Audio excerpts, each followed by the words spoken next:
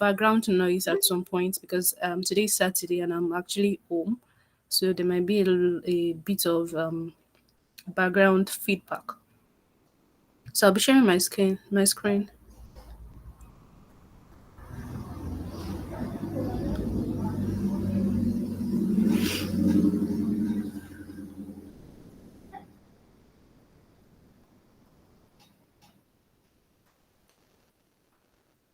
Please let me know if you can see my screen.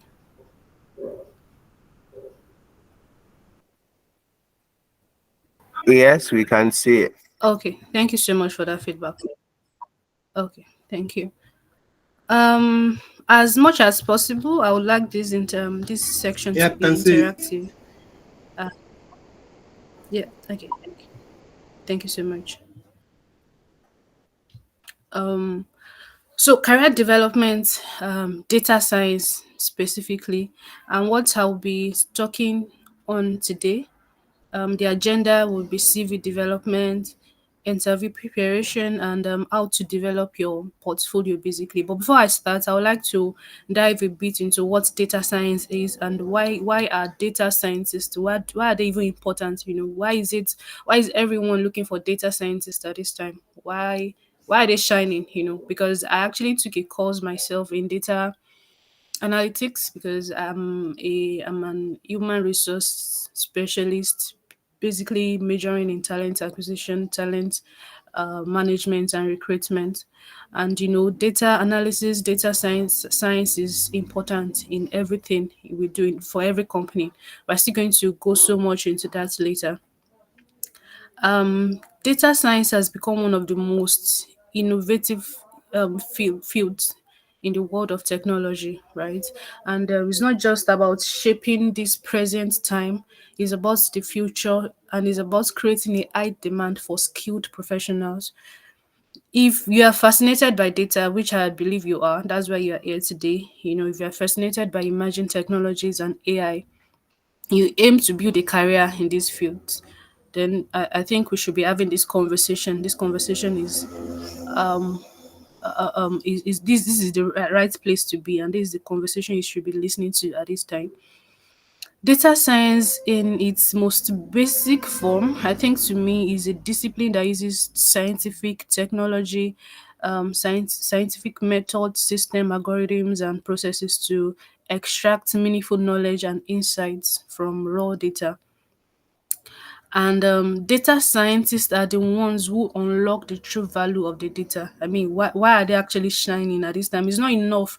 It's not enough. Data alone is not sufficient on its own. You need someone who knows what to do with the data, and that's exactly where data scientists. That's where they come in. Like I mentioned, they are the ones who unlock the true value of the data. They are the detectives who dig into data to uncover patterns and gain valuable insights. And keep in mind that all data is actually different and every project is different. So data scientists are the innovators in the data and the business world.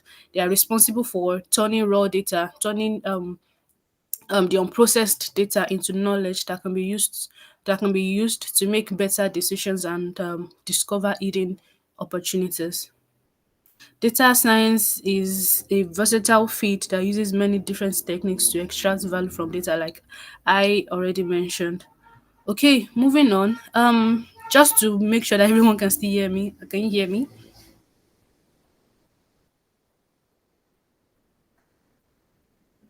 Yes, we can. Okay. All right then.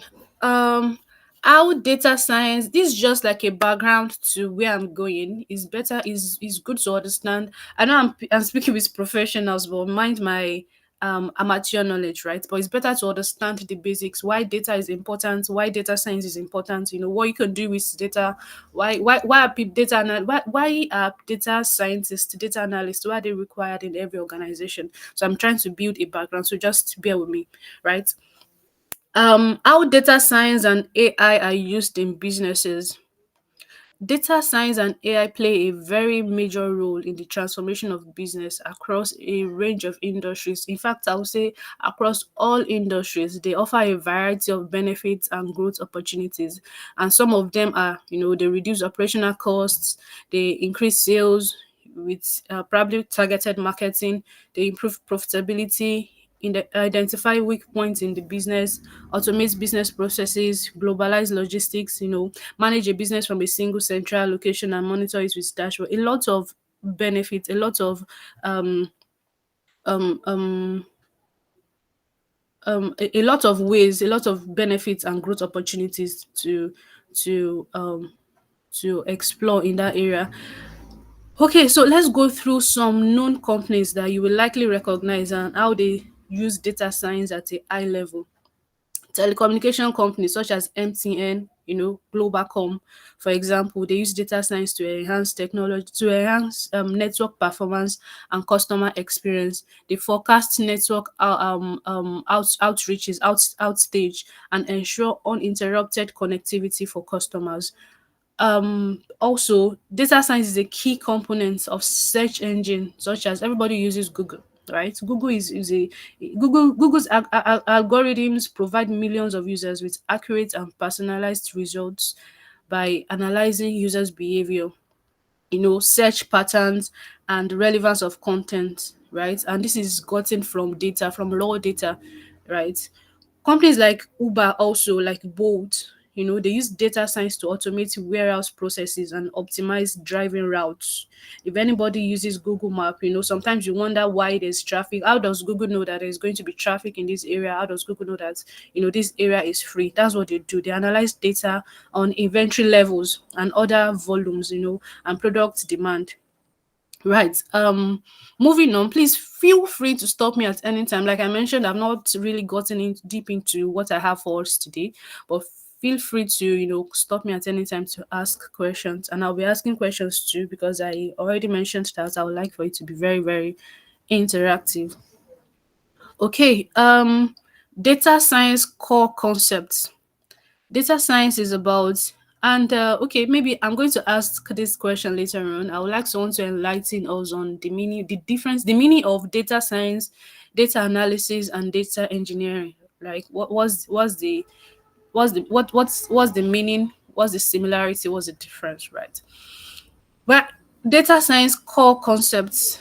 um I believe data science is also about finding meaningful information in the huge amount of data that we produce every day. Like I mentioned before, data scientists are like detectives. They are searching for patterns and clues in every data, trying to connect everything together to produce meaningful insights, meaningful concepts in the business world. And this involves using statistics, machine learning, natural language pre-processing, artificial intelligence, A/B testing, and experimentation. I actually came up with all this, right, based on my research also, and the things I look out for when I'm reviewing CVs for data analysts. There are some skills, not just soft skills. You're still going to dive deep into soft skills later, but hard skills. What do I want to see in your resume, right? So the way you tailor your resume, because you might actually have these concepts, these skills, they might be redundant, and you're not redundant. They might be like, okay, you might expect that, okay, I'm a scientist. People should know that I have knowledge about artificial intelligence or about machine learning. Why should I include it in my CV?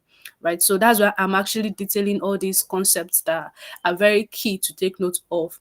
So yeah, statistics, machine learning, natural language pre-processing, artificial intelligence, A/B testing, and experimentation, programming in Python or are very, very important. Um, yeah, I don't know if time is going to permit us to talk about some coding skills that's good to have for data scientists. Python it might not be the every app software development Python usage, but uh, computing, like I said, you're looking for a pattern clue in every data. So knowing more about Python, about R, is going to simplify your work for you. Data analysis and data visualization. Okay, please, I would like for someone to tell us the difference, the meaning first of data science, data analysis, and okay, you might just forget about the meaning. Let's just talk about the similarities and the differences. Data science, data analysis, and data engineering. Anyone, please? Yes, Chibweze, I can see your hand up. Okay, Can you right. you So, should go ahead. good morning, everyone. So, I believe the differences are quite clear. Why data engineering is basically used for creating pipelines, data pipelines for extraction of data, creating data warehouses for the storage of data. Data analysis is used for is used for decision making in firms. For example, so when the data engineer must have finished off cleaning data, extracting data from its primary source, the data analyst collects the data, uses the data for decision making. This is what we are doing now. This is where we are at now. Makes decisions, creates insights, Yeah. and then hands then hands it over to the data scientist. Now, when the data is with the data scientist looks at the data, compares the current, let's say it's in a visualization form, compares the data with the several visualizations that has been made and looks for patterns that can be used for predictions and forecasting. That's like the little knowledge I know about it.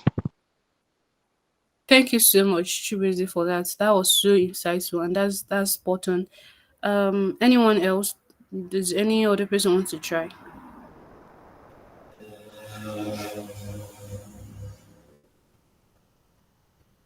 Okay, and just to mention, sorry I joined with my work. This is actually my business account that I joined with. My name is Fehintola Kende.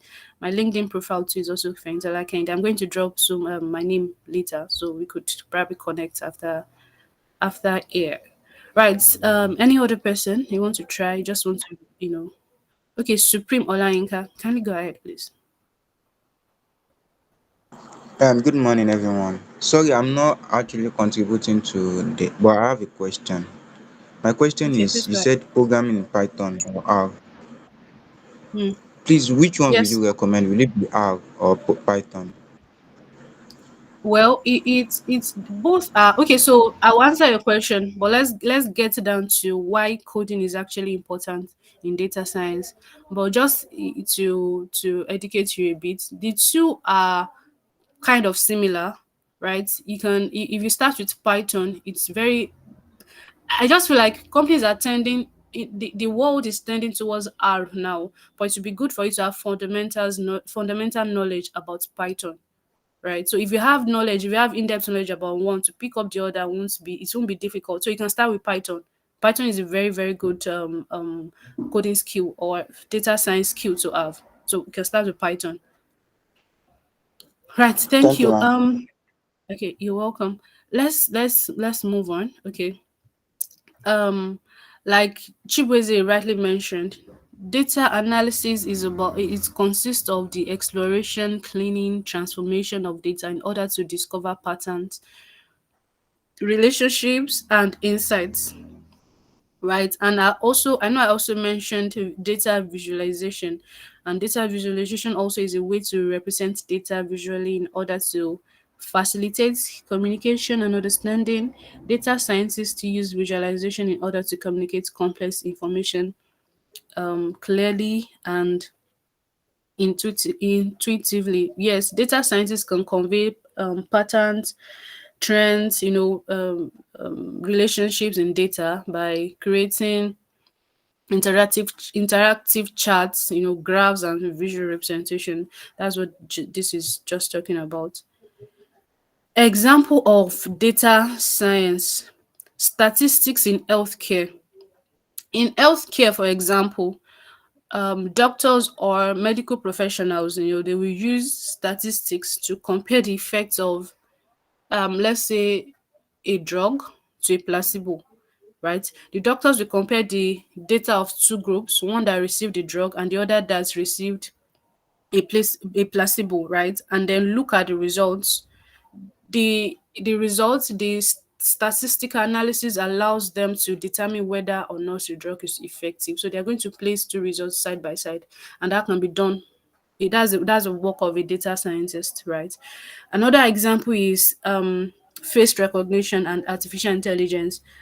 If you use an iPhone or any other phone, or even a laptop, a computer that uses facial recognition technology to unlock. That's a real world example of artificial intelligence. This technology allows a machine to mimic human behavior, right? And also in our iPhone example, you can AI uses a technology called machine learning in order to unlock your phone also and recognize your unique facial characteristics. Another one is machine learning and predictions. Machine learning is a subset of artificial intelligence, right? And that allows systems to learn from their experience and improve, right, develop without having been explicitly programmed. Right. I'm not going to go so much deeper than that into this. A/B testing and sales research. Imagine you're in an online store, or you are an online store owner, and you want to know which button design leads to the most sales, right? Let's say now red or green button. You can show the green button to half your visitors and the red one to the other, then compare the results. There's a way you can easily do that. Then NLP and predictive tests. These are just example of where you can use data. They might be advanced examples, but you can use data in several ways. In fact, in Excel, you can collect raw data in Excel, analyze it, a lot of things you can do with data. These are just examples. Moving on, how to prepare for data science role. Yes. How do you, position yourself um, to prepare for data science role? How do you, sorry, excuse me. I have to go. Give me a minute, please.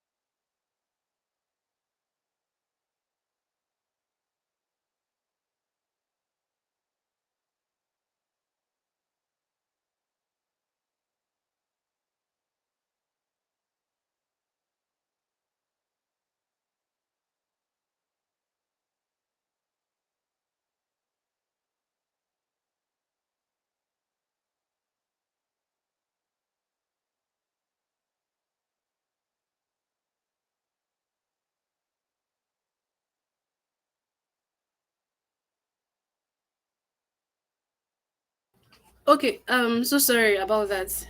I had to attend to my baby. Okay, so how to prepare for data science role? How do you prepare for a career in data science? How do you position yourself in the market, not just in Nigeria, not just in your location? How do you position yourself globally? So I'm going to start with the traditional background of data scientists. And what I mean by traditional background is, education. If you're yet to probably go to the university, or if you want to pursue a master's degree, what are the courses you can go for, that can prepare you for data science?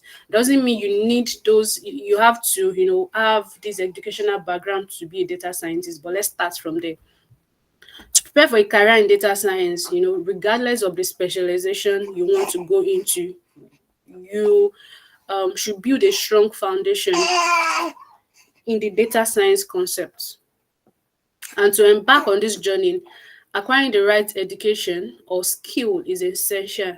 Then that's why I said that, it does not have to be educational background. It can be skill that you acquire. It can be, training that you go for.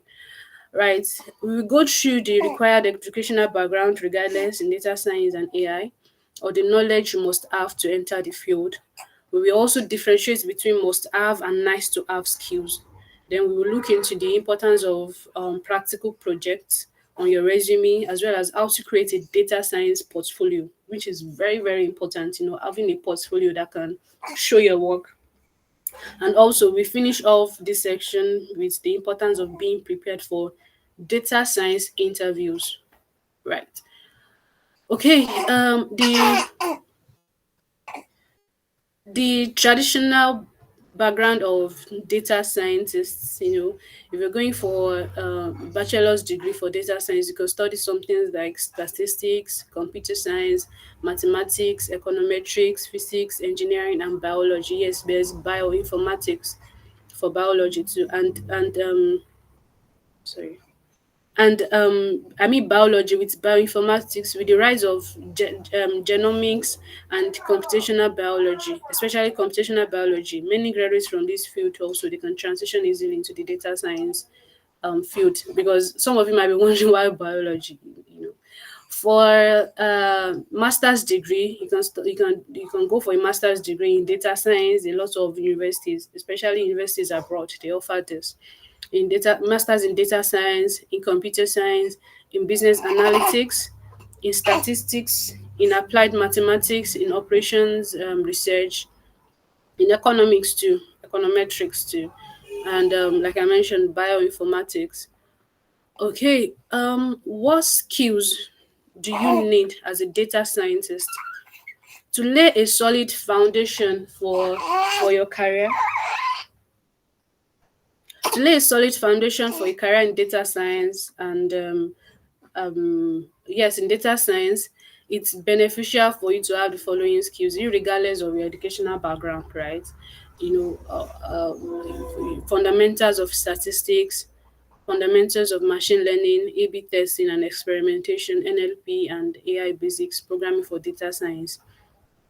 You should really get comfortable with the fundamentals of statistics, because like random variables, sampling techniques, I mean fundamentals of statistics like random variables, sampling techniques, um, um, this just escaped me, statistical measures, descriptive statistics, and hypothesis testing. They will actually help you to make sense of data and draw meaningful conclusions from data, which is your work basically. Okay. How to get practical data science experience as a beginner. And I know this is the challenge most of us have. Okay, so before that, um okay, let's go ahead. How to get so sorry. Okay. Let me just touch on this before I go to we talked about nice to have skills. Some of them will be familiarity with big data technologies. It will be proficiency in database language, also like SQL. Knowing how to query and manipulate data in databases is very, very valuable for data extraction and data analysis. I know we know this already, right? Stakeholder management and project management skills, we are going to need it. You need project management skills, familiarity with project management tools like Jira is very, very important too. Knowledge of can you give me a minute to so that I can be more organized? My baby just woke up, so sorry.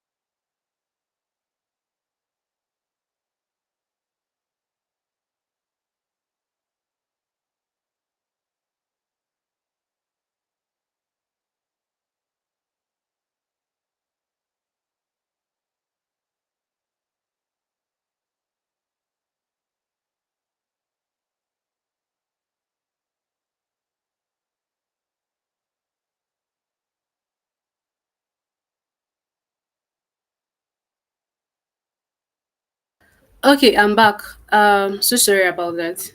Okay, so I was talking about nice to have skills as a data scientist, and I can't remember where I precisely stopped, but I can remember mentioning having a good project management skill, and this will actually help you in effectively communicating and collaborating with stakeholders. Yes, I mentioned stakeholder management too, to for you to ensure smooth project execution, because you're part of a project team, to be honest. That's why you need data is being needed for them for your company or for your business, to execute a project.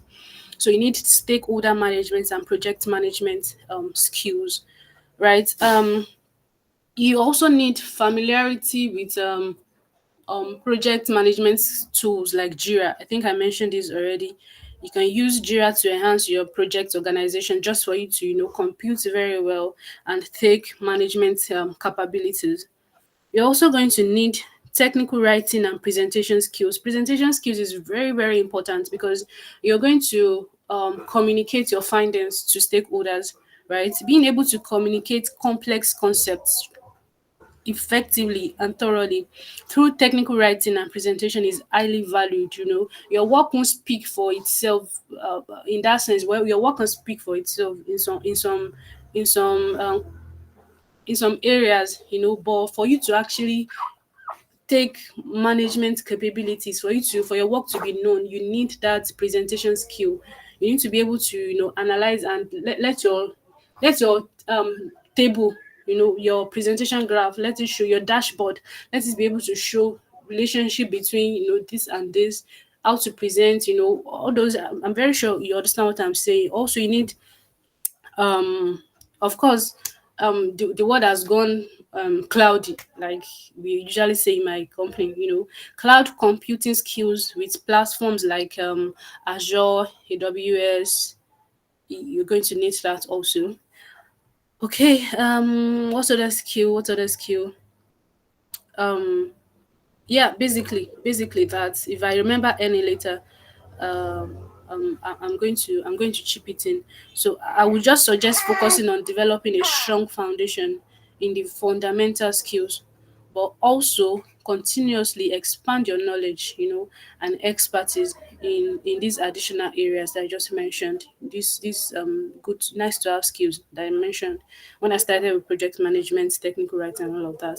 This will help you to stand out in the competitive field of data science.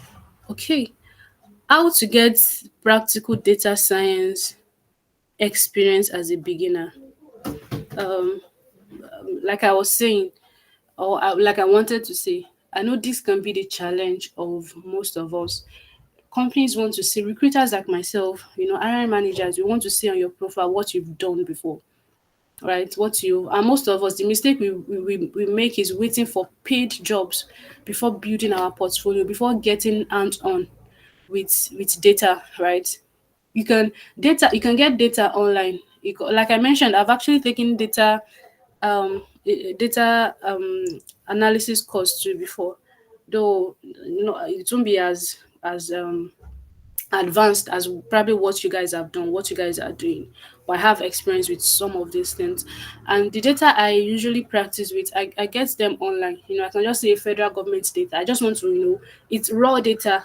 I just want to analyze it. I just want to, build a dashboard out of it, and even build something that I can easily click on that will take me to it's just so interesting for me. And I learned it because in human resources, so there's something we call human analytics. And that's why I was saying that data science, data analytics is actually useful in every industry and in every profession, right? So practical projects and hands-on experience, they play a crucial role in your journey to becoming a successful data science professional. With theoretical knowledge, you can build your foundation with theoretical knowledge, and it is through practical application that you truly grasp the details and the nuances of working with real world data and solving complex problems. For myself, I can say that when after I took a course, right, I liked it. I was very, very fascinated with what I learned. But after a while, because of the demand of my job, I wasn't practicing, right? And some things that I used to, just find my way around Excel, around SQL. I had to like go back online to start searching, and that's to tell you that if you're not getting your hands dirty, practical knowledge, engaging in practical projects, you won't allow your skill, you won't apply your skills, you won't experiment with different techniques, and you won't gain valuable insights into data analysis and into interpretation, into modeling, which is very, very important. By working on hands-on projects, you develop the ability to navigate through challenges, make data-driven decisions, and communicate your findings effectively. You might even grow in data world. You can grow. You can master data science, the art of data science more than the person that taught you, because you can explore the what makes a good data scientist or a data analyst or a data engineer is how much they are ready to practice, how much they are ready to get their hands dirty. you know okay, moving on.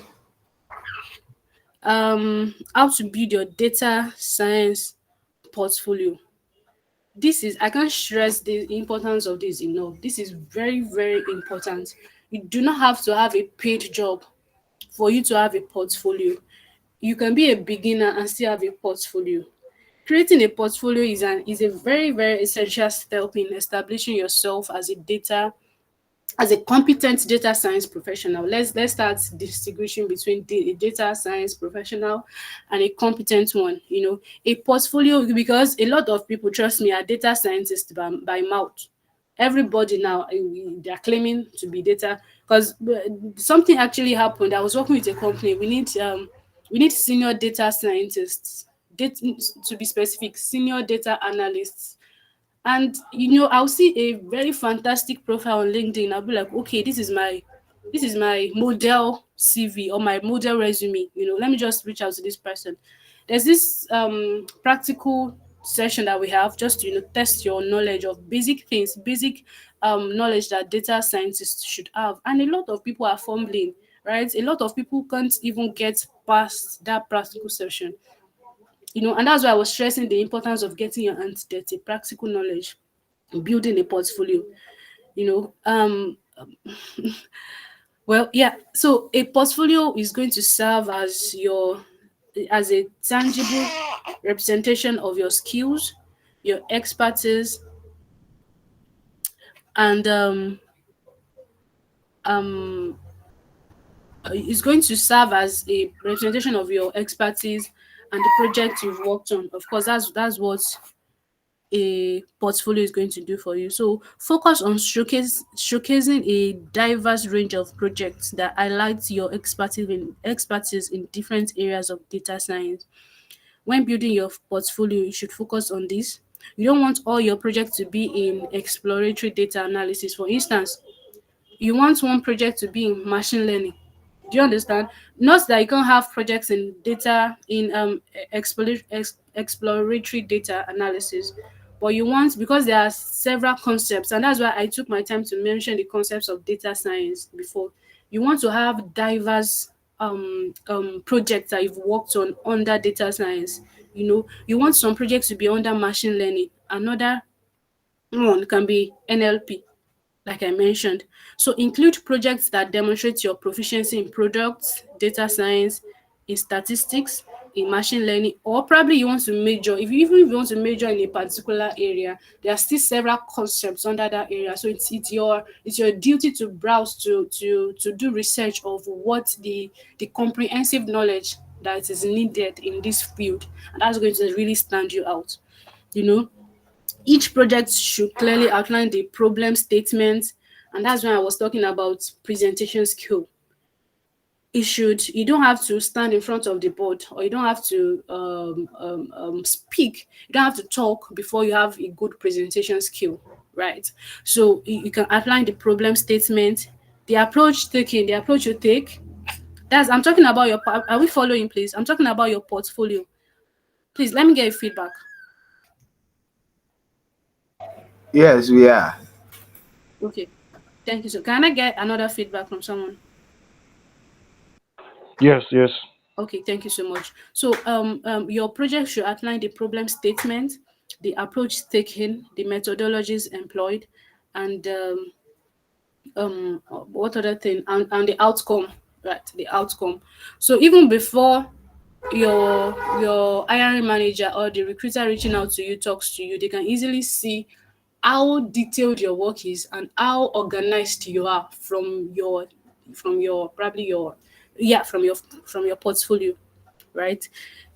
Include projects that demonstrate your proficiency in product data science, statistics, machine learning. Okay, I think I already touched on this.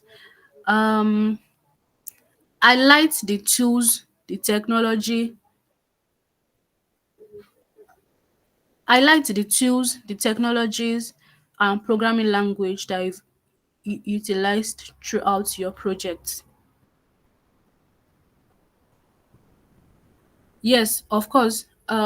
This will help you, including the tools, the technologies, and the programming languages that you've utilized throughout your project.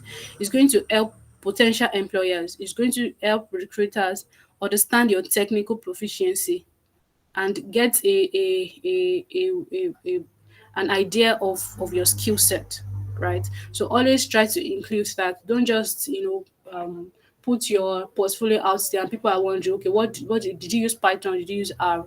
Do you understand what I'm trying to say? Yes.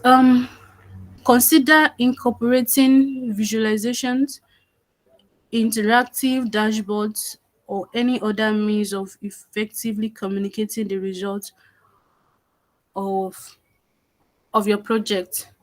Okay, I think I included this to talk about presenting your findings in a visually appealing and appealing manner, right?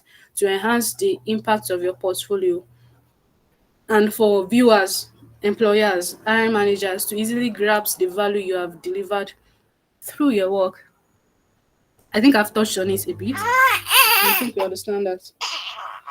Sorry. Regularly updating and expanding your portfolio with new projects and experiences. Of course, you're not an island. Like the question that someone asked before, which one is advisable, Python or R? Let's say you've started with Python and then you've learned R too. Go back to your portfolio and update it. Always update, regularly update your portfolio with even with, it might not even be tools, it might not be technologies, but yes, if you've learned new tools, new technologies, always go back to update. And also, if you've worked on new projects, let's say now you're a beginner, you've worked on some projects that you're not even paid for, you just got your hand dirty with some data, some raw data you explored online, right?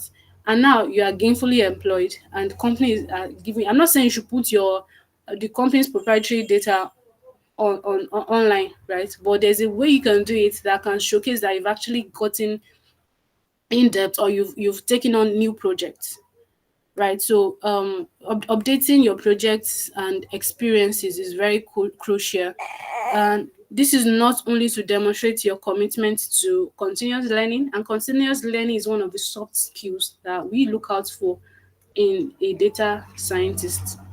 And this is not just a way to demonstrate that, but also it showcases your ability. And if possible, your portfolio, put a timestamp to it, let people see how far you've come. Do you understand? If it's possible, put a timestamp, when you start. And I think it's actually possible. I've never built a portfolio before, so I don't know. Right. So put a timestamp, let people see what you did this year, this month, and what you are doing presently, what you've done in the past when you started, how far you've come. Basically, that will show people that you're actually particular about continuous learning and you're not just plateauing based on what you started with. So showcase your ability to adapt to it's going to showcase your ability to adapt to evolving trends in the industry, evolving technologies in the industry. Because believe me, technologies are just they're just coming sprouting out of different areas, and you want to catch up with it.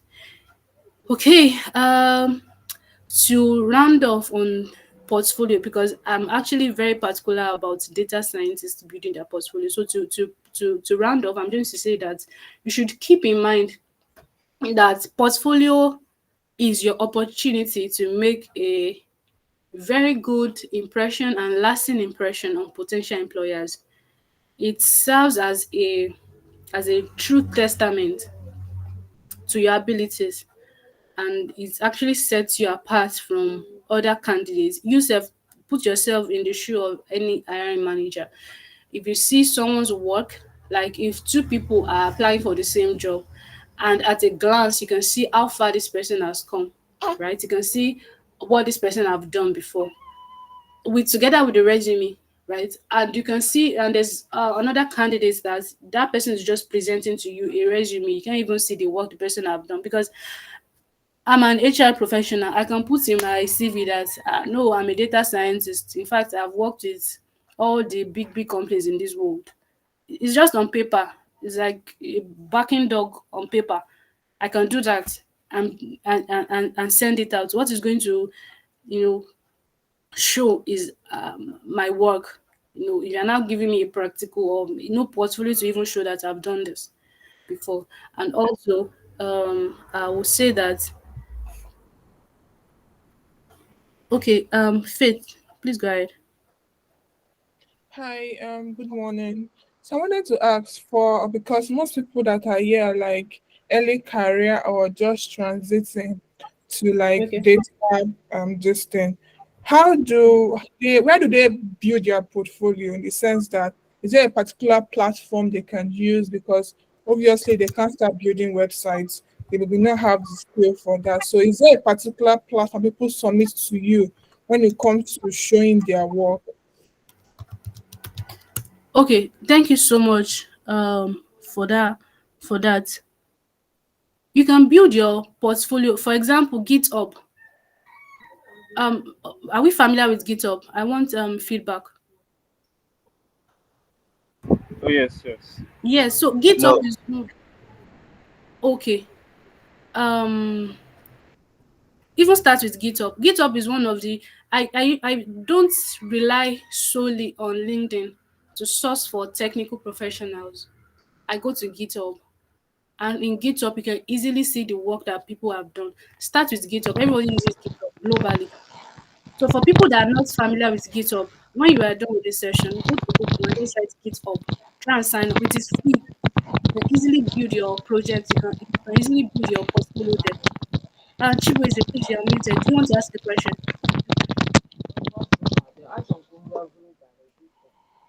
Hello? No, no, no, sorry, I didn't even have it. Let me check. Okay. So I would say I recommend um GitHub. You can easily build your profile there. It's free. It's accessible to anyone. You know? Yeah. Thank you. Okay. And Faith, to being a data guru, if there's any other sites I can suggest, I would really appreciate that. Funny enough, I just use GitHub. GitHub, I yeah. use GitHub too.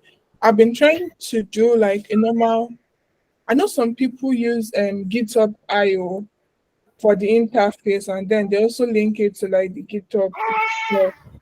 Like I don't know if you guys have seen Tina's portfolio. It's Yeah. github.io. But it's when you click on it, it shows normal like website interface. Then there's a link again to our GitHub. I was just thinking there were other ones. 'Cause I know some product designers, they have other ones, but I don't really Yeah. know the platform they use, to be honest. Yeah. Yes, there are actually other ones. There are other ones. There's one. If I can remember, or if I can actually I search think online. there's one Omdena. What do you call it? Omdena. I'll drop the link on the chat. Okay. There's a particular one that I know US people they use a lot. Apart from GitHub, they use GitHub a lot also. There's a particular one that I've come in contact, if all the cyber security people, they use it a lot. Okay, if I can remember, I'm just going to tell us before we round off the session. Thank you so much for that question, Faith. Okay, moving on. How to write a resume for a data science role. How to write a resume for a data science role. Yes, in as much as portfolio is very good, I put portfolio ahead of resume for a reason, right? Resume is, trust me, is now archaic in some way, right? So there's a reason why I started with portfolio. So even before you think of your resume, think of your portfolio. Creating a standard resume is very important, more important than ever. As the job market, we all know the job market is very competitive, and many people are applying for the same position in a particular for a particular job post. You can see up to like 1,000 applicants, and you only need probably two people.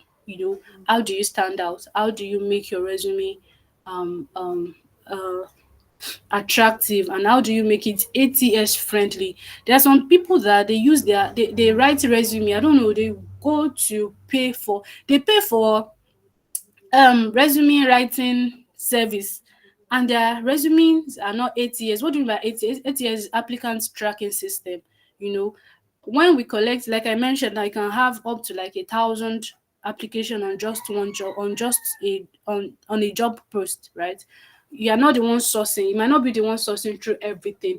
You just put everything through ATS, applicant tracking system. For example, Jazz HR, Greenhouse, those are applicant tracking system. Some people, all these applicant tracking system is going to tell them that um resume not compliant, and you're not going to see anything. It's just like that application has wasted, trust me. And that's why you wonder why you don't hear back from, because in a standard, for a proper recruitment, right, you should hear back from all every application. And that's why you wonder why you're not hearing back from some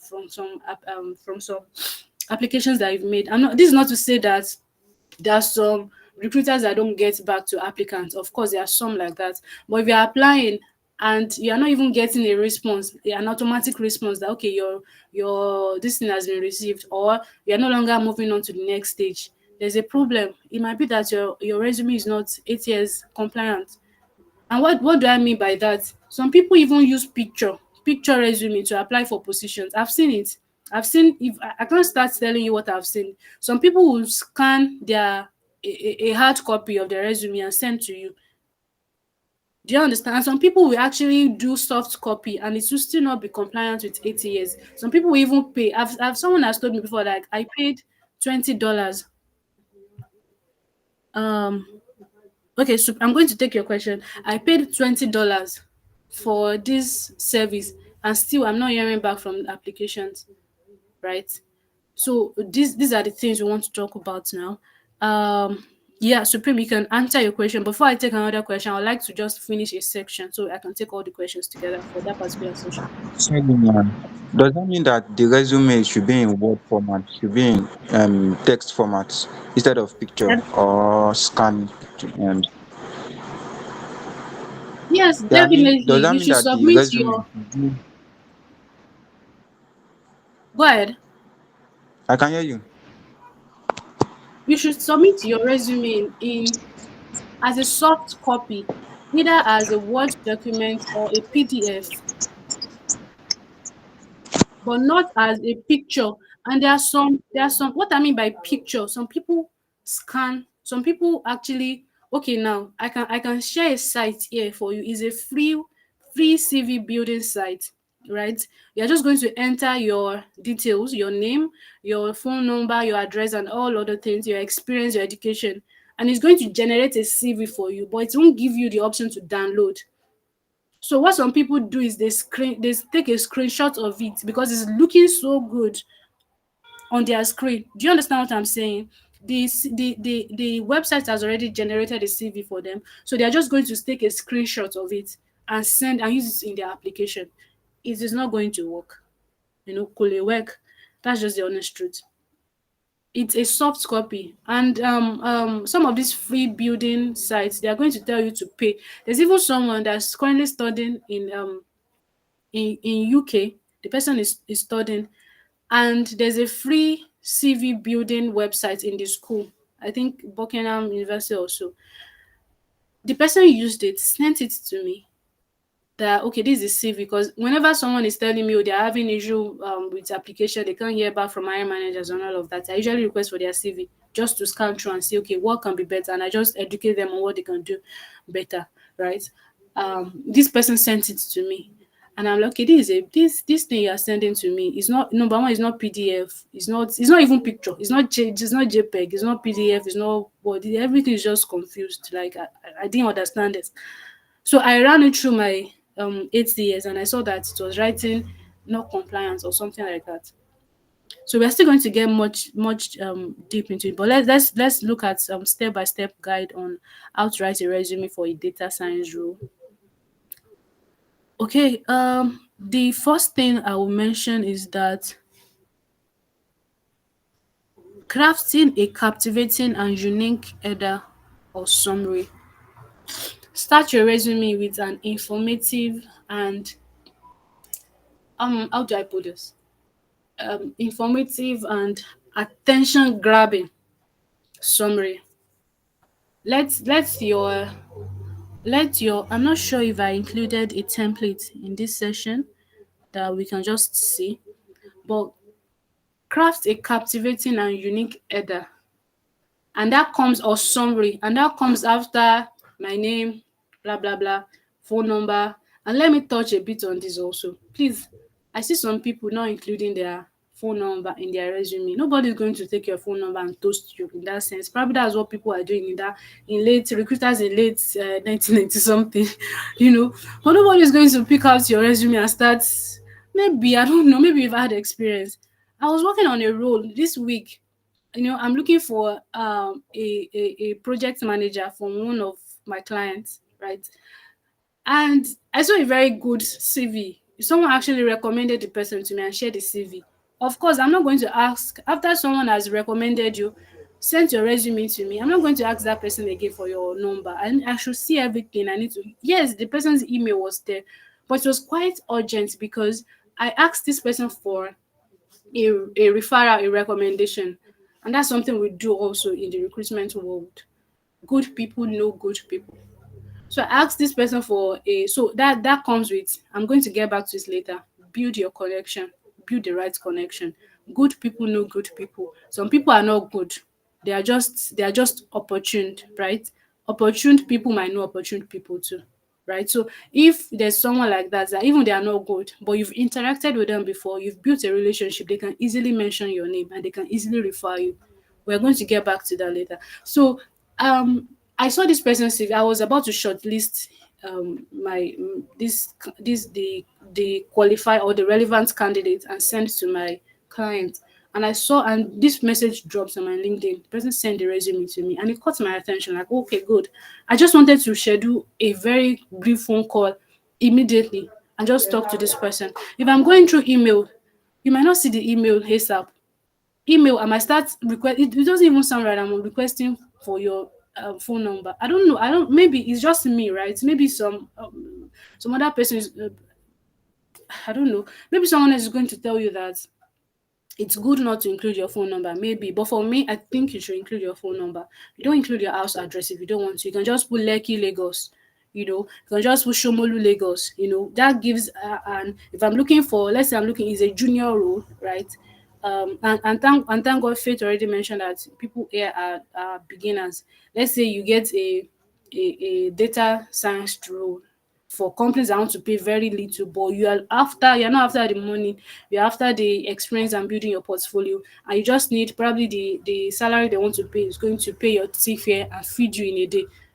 And I'm looking for a data scientist in Ikeja, having a sense of where you stay, if it's close. If you're staying in Mowe, I might not contact you for that job. I might just send you a mail to know if you have somewhere you can stay around. Do you understand? So having an idea of where you stay might be beneficial. So, and it might not be for some things, for some reasons. Like I mentioned now, if I see that you stay in Mowe and the opportunity is in Lekki, I might not want to contact you. So it's that area, that putting address might be dicey. But yes, you can still put it and put your phone number. So I can easily put a call through and say, okay, I can see the address on your resume is Mowe, but this opportunity is in Lekki. Is that a deal breaker for you? You understand? But imagine you're putting Mowe and you're not putting your phone number. That conversation is not even sweet via email. How do I put it? Do you understand what I'm trying to say? So yeah. So yeah, so I was talking about the your name, phone number, email address. Email address very, very important. You can't leave that out. I'm not even going to stress on that. You have to just, because any invitation for interview you're going to get is via your email, most time. It's just good for um the recruiter chat is always via phone call. We want to put a voice to. I might even be reviewing your resume and I just want to ask some question like, okay, for me to review your resume better, what I see, I can see this in your profile. What do you mean by that? It's better via phone call. So put your phone number, put your email address. If you want to, you can put Lagos, Nigeria. If your profile, if anybody is interested in your profile, trust me, they will call you and tell you which area of Lagos, or you can put Lekki, Lagos if you are interested. If not, just put Lagos, Nigeria. Do you understand? Ibadan, Nigeria. Port Harcourt, Nigeria. That's okay. That's actually sufficient on its own. All right, then you move on to crafting a very unique summary. You need to start your resume with, like I mentioned earlier, attention grabbing summary. And this is your chance to show your personality and highlight what makes you you. Do you understand? Try to include something unique, not like everyone else. Some of us are using Chat GPT to look for our personality. You can't find your personality online now. You know yourself, so you should be able to craft something online. Google doing research can help you, can give you the right grammar. Chat GPT can give you the right grammar, can help. You can craft something else, send it to all these AI generating machines and tell them to, put it properly for you. But don't just say, Chat GPT, please help me with a professional summary. I'm a data scientist. That's too generic. And trust me, I can tell. I can tell that this person has generated his personality online. Do you understand? Or your summary, let me put it that way, your summary online. So try and be unique, be very, very unique. ChatGPT, they are there. They are me. I'm very positive about them. I see. I can't. Yeah, there are negative sides to all these AI machines and all of that, but I see the positive more than the negative. So you can use it to your advantage, but don't make it so generic that the same thing I'm seeing on this person's profile, I'm seeing the tune of that same thing on someone else's profile. I'm seeing the adapted version of that same thing on someone else's. It's not so good to see. Do you understand? So make it unique. An engaging summary will catch the attention of the hiring managers and make them learn more about you. Another thing is highlight job relevant skills.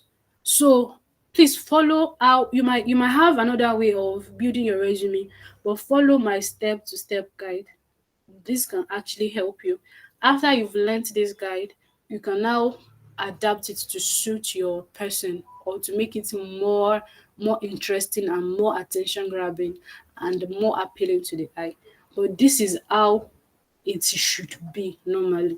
Some people after summary they move straight up to education. Some people move straight up to experience. Do you understand? But you can do it in this way. After I've learned about you, after the summary of your whole profile, do you understand? Highlight your job relevant skills. I want to see your skills. Even before I want to see where you've worked before. I want to see your skills. What are the skills you have? So highlight your job relevant skills. And here you actually want to focus on your technical skills. So you're including programming languages that you have that you know, like Python, like R, like SQL, like Excel, data analysis tools that you've used before, machine learning algorithms and models, and any other software or tools that you've used or that you have experience in. But very important, don't forget to create a section also for your soft skills. Okay, so we mentioned job technical skills before and we mentioned soft skills.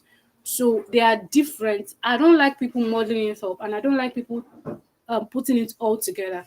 You can put it together, but there's something that Word document does for you. Even PDF. You can section your page.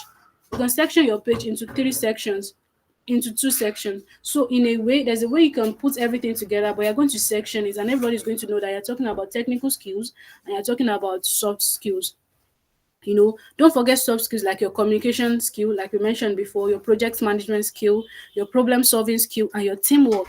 These skills are very vital, in your role in these jobs. They are very, very vital. So don't forget about them. Don't just focus on your technical skills also.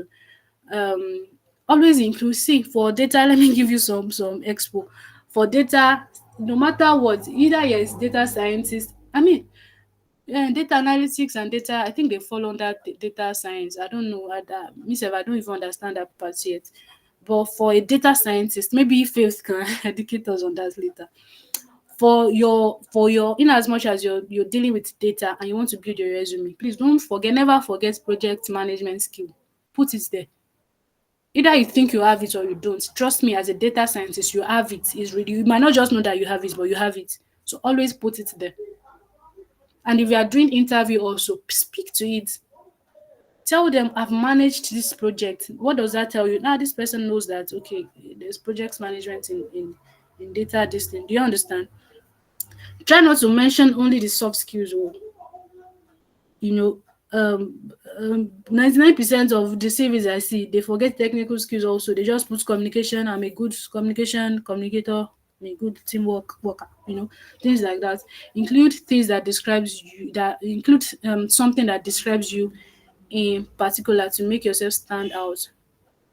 You know, in fact, for soft skills, it's not bad to include you are bold, you are fearless, you are empathetic, you are kind, you're a good listener. I'm not saying you should include it too, but then you can speak to it when you're doing your interview, right? Okay, so followed by work or other experience. I hope you're following this guide. So from summary, we move to skills, both technical skills and soft skills. Okay, Emmanuel, I can see your hand up. Please go ahead. Okay, sorry. Good morning. I wanted to ask if we can get probably a copy of a CV, maybe something just to summary of it, so that we see how all that you've said, we see it in Okay. a resume and CV from here. Okay. All right. We're going to get to that. Thank you for that. I think we're going to get to it. I think I included it here, or I can just share it templates later. Thank you. Okay. So we go to work or other experience. So for your work and other experience, focus on projects and roles that demonstrate your expertise in the field of data science and AI possibly. Um, if you are here, it's most likely because you are an aspiring data or you're a data enthusiast, you know, with little or no data science job experience. But you don't have to worry. You can still use your past experiences from other fields and personal projects to showcase your skills. And this is what I'm talking about. Describe your past responsibility briefly, if at all. If you know you are transitioning to data um, to data roles, you can describe your past responsibilities. Let's say you're a salesperson, you're coming from the sales world. I mean, which department uses data more than salespeople? So there's a way you can craft it. So you can highlight the impact of your work or your personal project or your sales figure based on data. There's no way you're going to be a salesperson and you want to stay ahead of industry trends.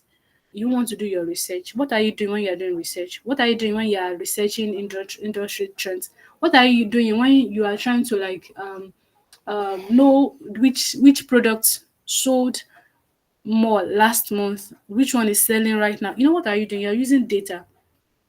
So you can Did you revolution what do I want to say? Did you revolutionize a process? Did you contribute to a critical decision in the sales team? Have you developed a successful model?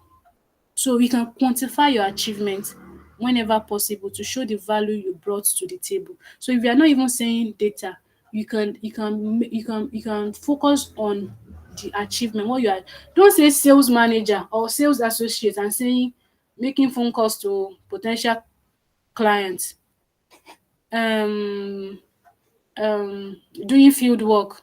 These are the responsibilities you are listing in your CV. You can't do that. Do you understand? Focus on your achievement. If you are transitioning, focus of what you've done before. I mean, what the outcome of what you've done before. Do you understand? Focus on that instead of your instead of JD, because some people they just go to the JD that was sent to them when they were applying. They copy the requirements and put it in their CV. You are putting requirements in your CV. Even if you want to work with the requirement, there's a way you can work with it. Just okay, now I'm looking for a project manager, and I'm saying that someone that has worked in a fintech industry before with um particular, let's say I'm saying that okay, you are using Trello for your project management as your project management tool or database. You can craft it in such a way that um achieved so percent of kini of 90% completion of project using Trello within a specific timeline. What have you just done? You've told me the tool you used for project management. You've told me the outcome. Are, are we following? And you've also given me a timeline. It's a timeline that you completed this project, that you achieved this result. Do you understand? So that's what I'm talking about. If you're transitioning, you can focus on that instead of copying your JD to your CV. I don't want to see that. Okay, showcase your portfolio projects. Um, yes, you can also showcase. You can mention before I go to your portfolio. I can have an idea of the projects you've worked on, not expressively, not expressly, not so you don't need to expand on the project, because I can still go to your portfolio. In fact, you can even put a link for me to go to your portfolio in your resume. I think we can do that. You can embed a link in your CV, right? So you can showcase your portfolio project, include any personal academic projects related to data science by providing a very short description of the project. Mention the most important tools that you used, the techniques that you used. You can even highlight the tools and the techniques by making them bold to catch the eye of the hiring manager. In case the hiring manager wants to go blind, they will see it that okay, this person has actually used this tool before. Do you understand? So you can make it bold. There are some things it's allowed inside in your CV. It's not just your name that you bold in. It's not just your professional experience that you make bold. If you're writing things that are not bold, you're writing a statement, you're writing a paragraph that's not bold, and something you now make a line or a word bold, what's that telling you? That okay, pay attention to this, and it's going to grab the attention of anybody reviewing your CV. So you can do that. But don't make it so much that in a sentence or in a paragraph, you're making like five things bold. It's too much. It's too much. One or two in a paragraph. In fact, one in a paragraph is enough. Do you understand? Just to make sure that okay, you're calling the attention of someone to this. Okay. Um. So like I mentioned though, when you're showcasing your portfolio project, you can put a link. Of course, you can easily do that either Word or PDF. You can easily embed a link, and as that person is clicking on it, it's going to your GitHub or whatever platform you are using for your portfolio. Do you understand? You can easily do that. I don't know if time will permit us. There's someone that sent his portfolio to me, and the person did not use GitHub. So I've been trying to. That's what I've been trying. I've been pressing my computer. I've been trying to see. I can't remember the person's name, but I know someone sent that to me. If I can see it, I can share it with our facilitator. I can share it with Faith, and she's going to just communicate it to us. Okay. Okay. Education and certifications. Don't forget to list your educational background. You know, we talked about education, the traditional background of a data scientist. You don't need to have this educational background, but don't forget to mention your what you studied in school. You know, it can be business admin. In fact, it can be French, because the transitions from French studies to data is allowed. You know, so make sure you mention it. At least that gives someone a sense of, okay, this person has a bachelor's degree, this person has HND, you know, that. And also list relevant courses, boot camps. I don't know how we are going to put this, but DEMP, I don't know if you call it DEMP. See wants to pair Yeah, with you. yes, please. um okay, I'm seeing Shola Riama wants to pair with you. What does that mean? That's an error. Okay, all right. Okay, just making sure I didn't miss anything. Okay, so you can put this. I don't know if it's mentorship program yet, right? You can put it in your resume. Really, you can put it in your resume. You should put it in your resume. You know, boot camps, certifications. If you've completed any courses related to data science too, you should definitely. This is definitely the time to mention them. Even if you were online or part time, even if it's free course, mention them. You know, and go after certification, especially for people that do not have the traditional background. You want to be certified, you want to be a certified data scientist. It is very, very important. That shows any hiring manager that, yes, so I'm coming from a French background, but for someone to give me a certification, that means I've done some due diligence. And that means I know what I'm doing to an extent. So go after certifications. But that doesn't mean you should go after them before you go after your portfolio building and getting your hands dirty in data science. Do you understand? Okay, it will actually demonstrate your commitment in continuous learning also. I know I mentioned continuous learning as one of the skills, soft skills to have before. So someone coming from business admin and going into data science, what does that tell you? My educational background is not everything that is to me.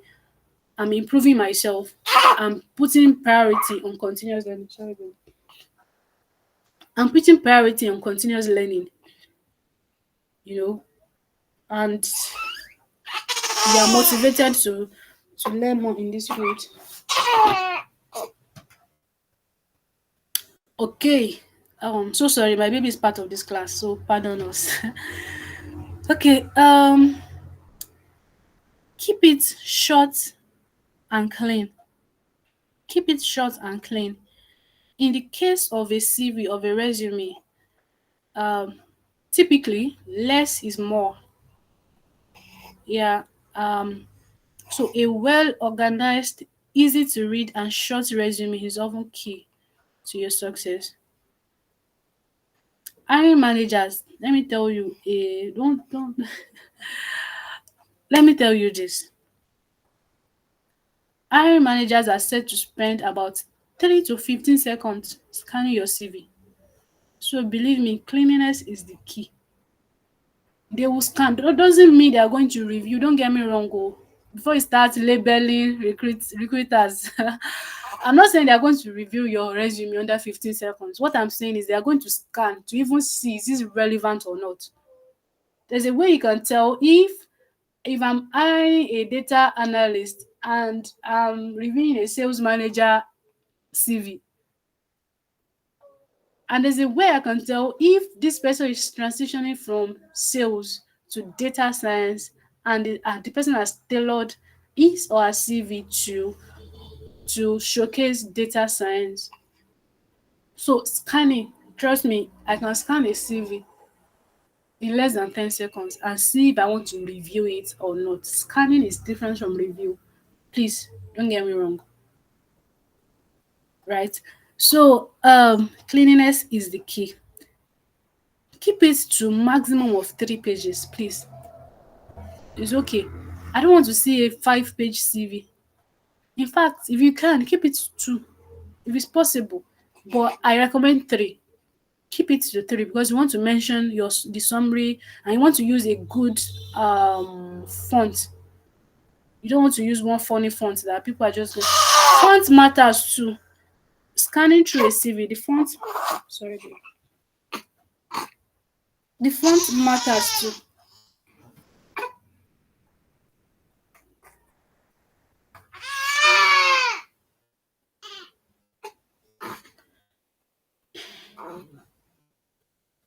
So keep it to 3 pages,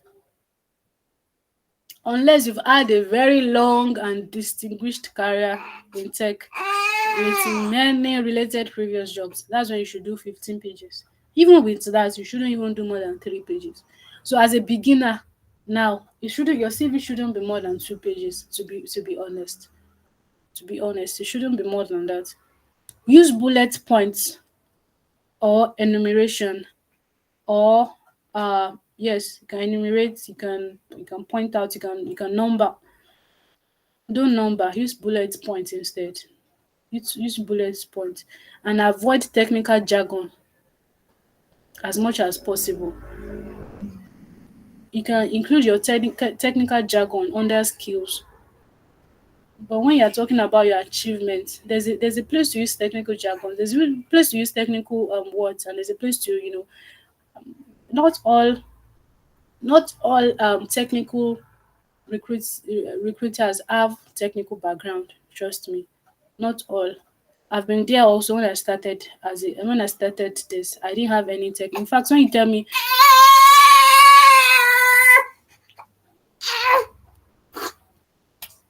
sorry,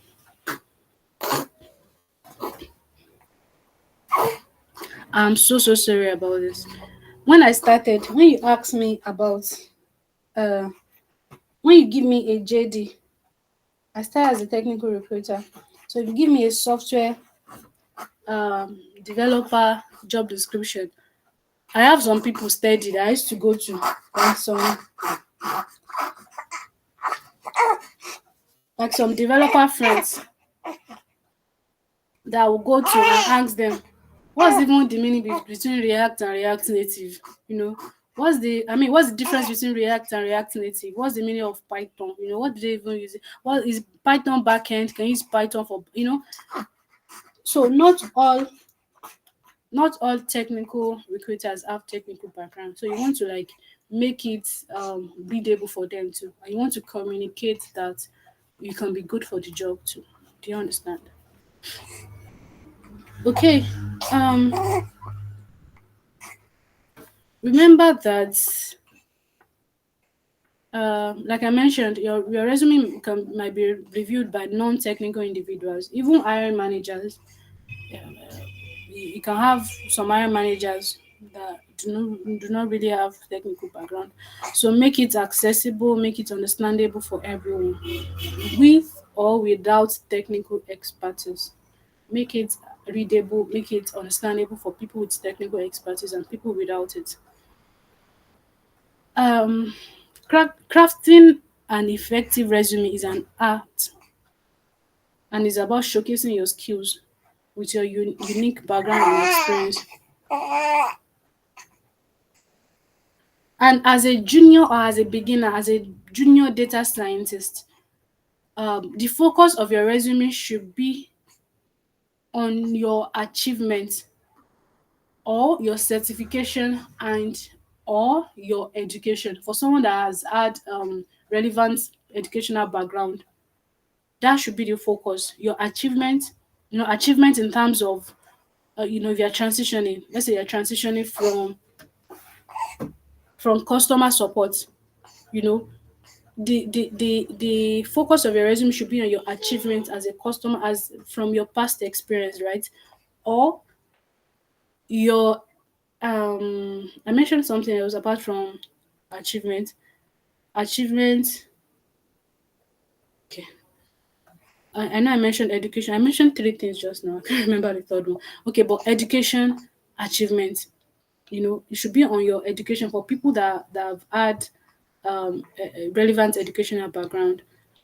That can be the focus of your, and your project section also. And that's why I'm saying that you don't need a job. In as much as you are learning data science, you can get your hands dirty. You can see raw data online. Just browse, go. You can see federal government's data. They are there, they are online. You can build a dashboard out of it. And as a senior data scientist candidate, the focus should be on your experience first, then on your certification, on your education, and so on. So for a senior, if you're applying for a senior, because what is going to what differentiates a senior and a junior data scientist is the experience. I need to run now.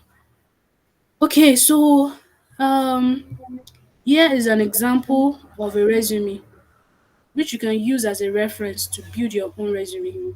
And I think someone asked, this is just 2 page and see how informative it is. Can you see this? I think it's Yes, the yes, of link. course. Is it clear to everyone? I can't see it. The tiny. No, it's not clear. It's not clear. Okay, let me see. Let me Can see. you not It's too tiny. I don't know if you Hold on. can enlarge it. she Hold sends on. it to us? We can put it on Slack. Okay, hold on.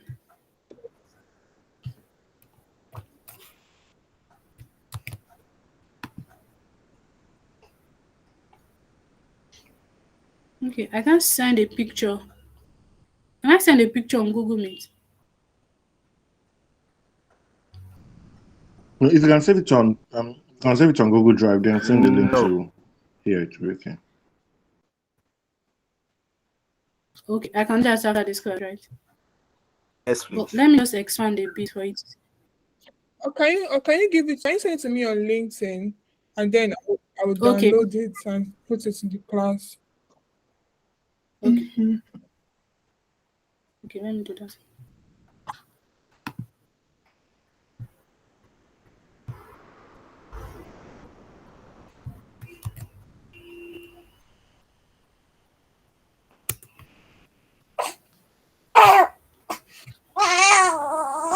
Sorry.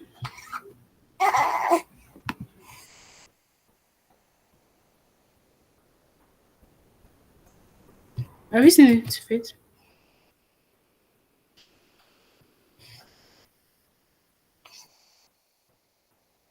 Yeah, I've seen the first page. The second, I've seen it. Okay, okay, I've seen it too. Okay. Thank you. Let me save it.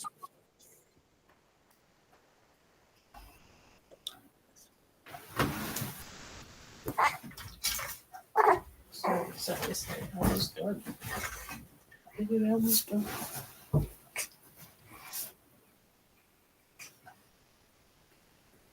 Okay, so can I go ahead, or do you want everybody to have access to it first? No, you can go ahead. I'm Okay, dropping it so now. Slack.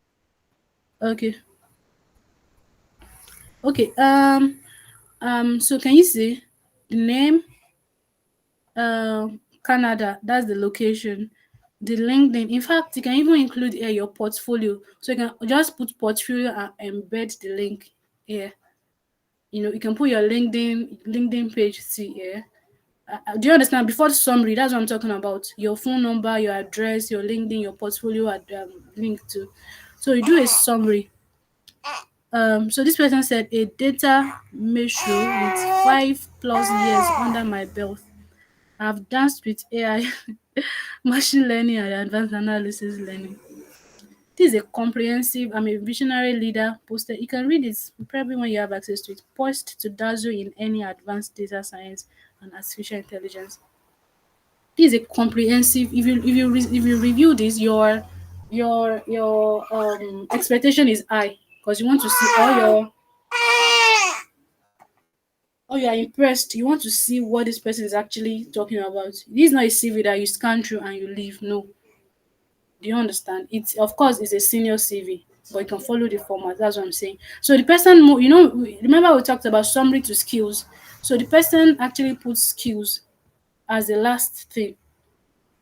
Well, we can do that, but I recommend putting it here, somewhere between summary and experience. That's what I usually do for my own resume too. But you can put it here. It's still good.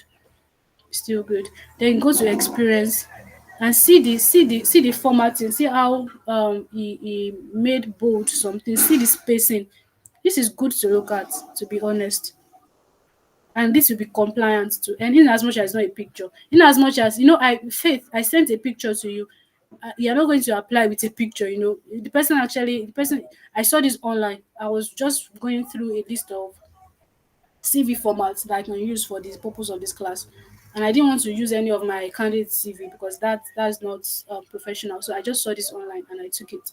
It's already online, so anybody can have access to it. Do you understand? So this is good to look at,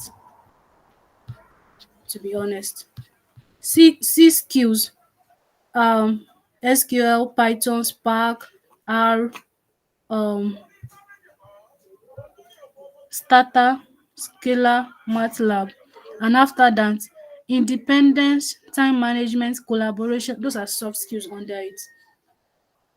Can we say that? So that's what I'm talking about. You can have a very good review of this later. And don't be tempted to copy anybody's summary because this person is a data scientist. I'm an aspiring data scientist. No, don't do that.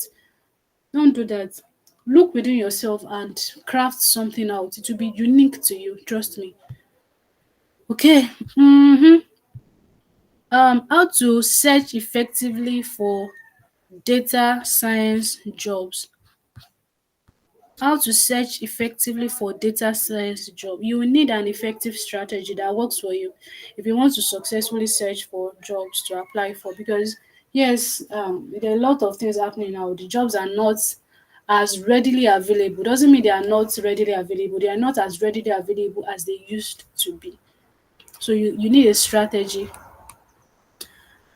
Um, and you might wonder why this is important, but just follow me. Maximize your opportunities. That's the first thing I listed here.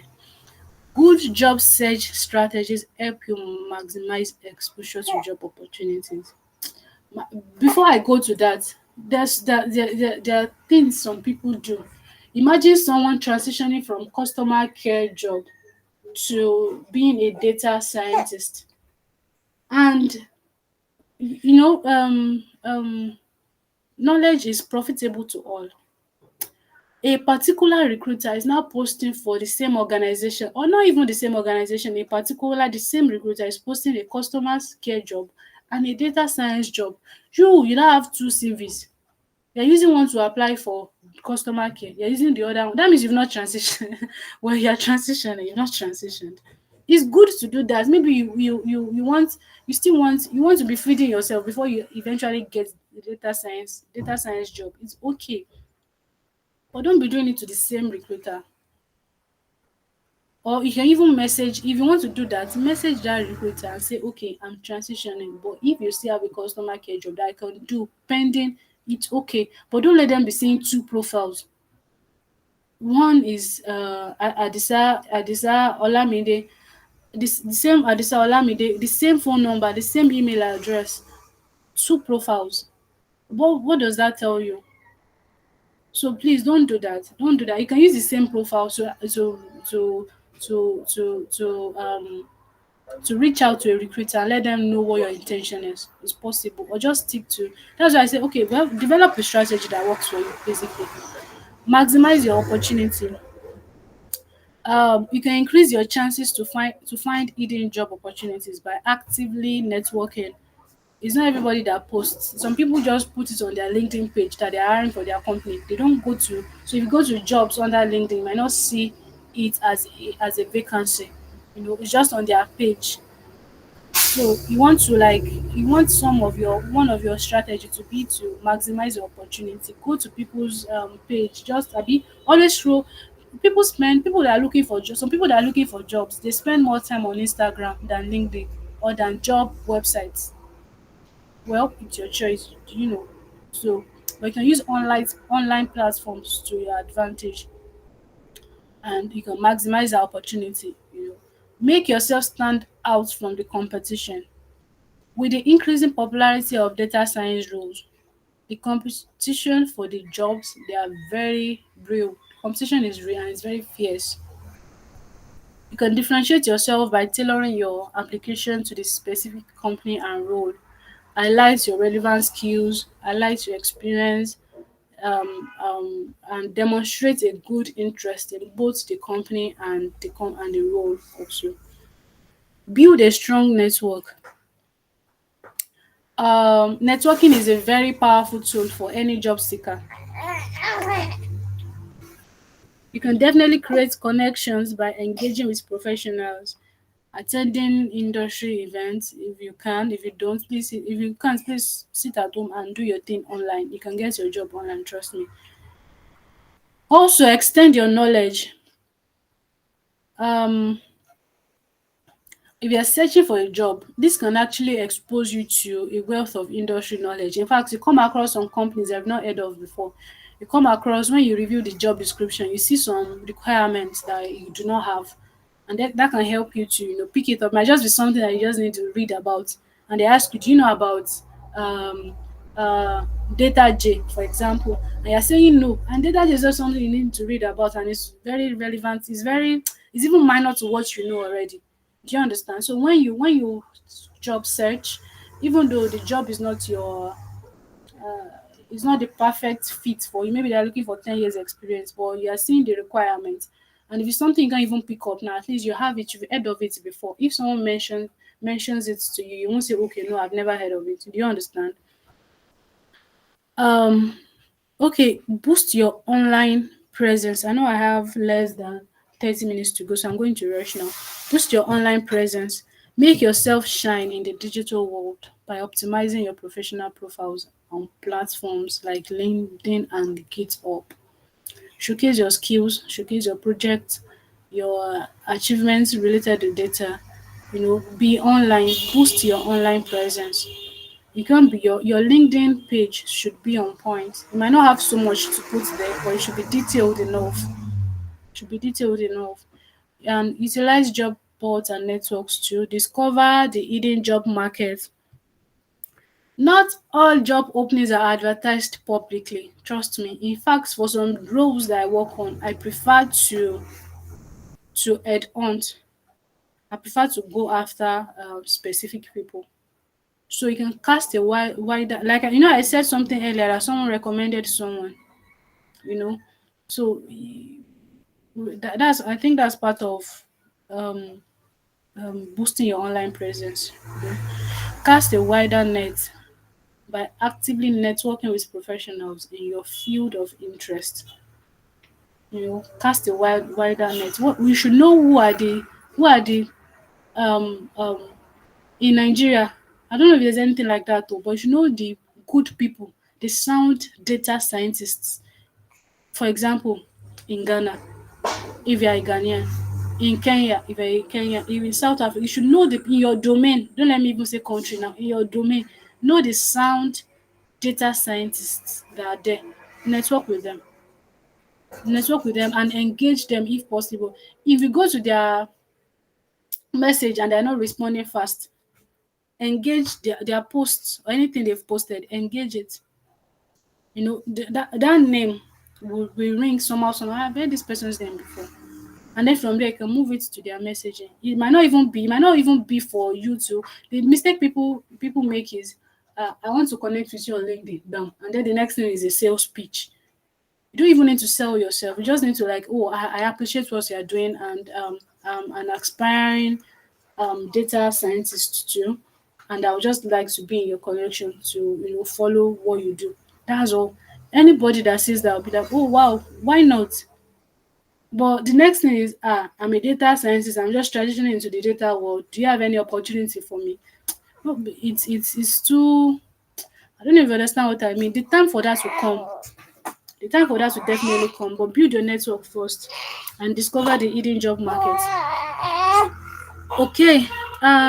Let's move on to the data science interview process. Typically, I think we usually start with, of course, initial recruiter screen, and then some companies move to assessment. Some don't do assessment. Sorry, baby. Some companies move to online assessment.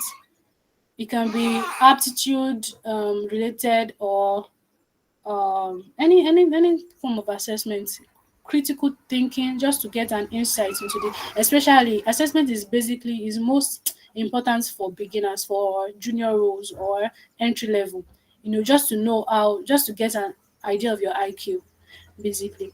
Technical inter, so you can prepare for, though it's not here, but you can prepare for assessment. And I think we already know that, especially for people in Nigeria. Technical tech, not just for people in Nigeria, even for some junior roles abroad, they do assessment a lot too.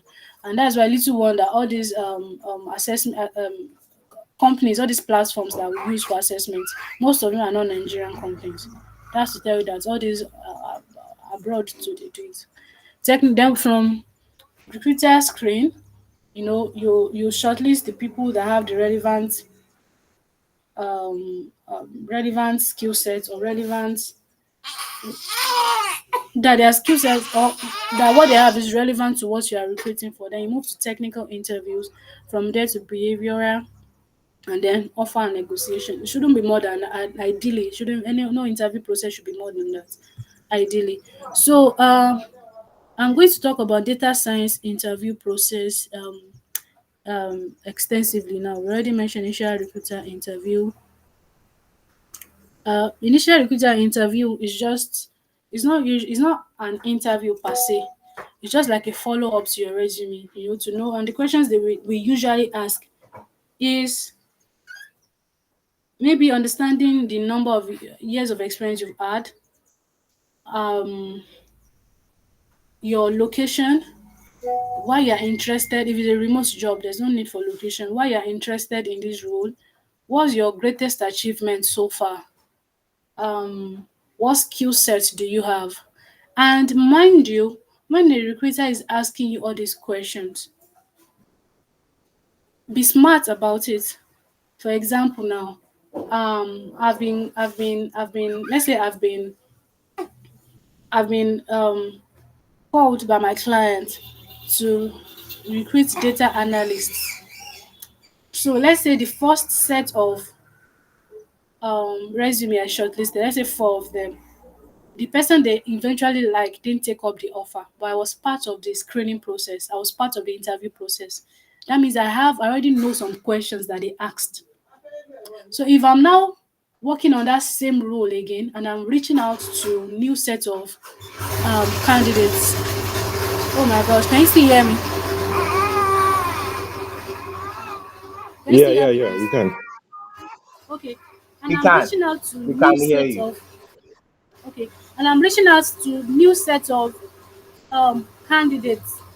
Trust me that intentionally or not, some questions are going to come out of my mouth that I heard from the previous interview sessions. So when recruiters are calling you, don't just see it as it's just recruiter screening. Be in as much as you are particular about the kind of response you give, try and note down the questions they are asking to. You might meet those questions. They might not pay attention to your response because your response does not, to a recruiter, they know what they are looking for. And in as much as you're able to tick some boxes, they will pass you on to the hiring manager. But the hiring manager will pay more attention to the things you're saying, to the questions they are asking. So try and note down what the recruiter has asked and prepare yourself for it before the major interviews. You know, um, recruiter chat or phone screening is usually a brief conversation to evaluate your background, your interest in the position. You can expect to go through your resume together, and this is also your chance to ask questions to find out whether this is a role that corresponds to your career goals, your interest, and whether it's realistic to you. So you usually ask your recruiter questions. You can even ask them what you need to do better to make your profile more attractive, or to make your profile more suited to the role they are recruiting for. Try and be friendly with the recruiter. Trust me, especially external recruiters, they are not working directly for the company. Even those that are working directly for the company. Because consultants like myself, we usually work with several clients. And I can work on three different data analyst roles. And imagine I'm putting the same candidates for these three clients. There's no way, or don't let me say there's no way, there's a way, sha, because some candidates are just there's high probability that one of these clients is going to recruit this person. Okay, so let's move on to technical interviews. How to prepare for technical interviews.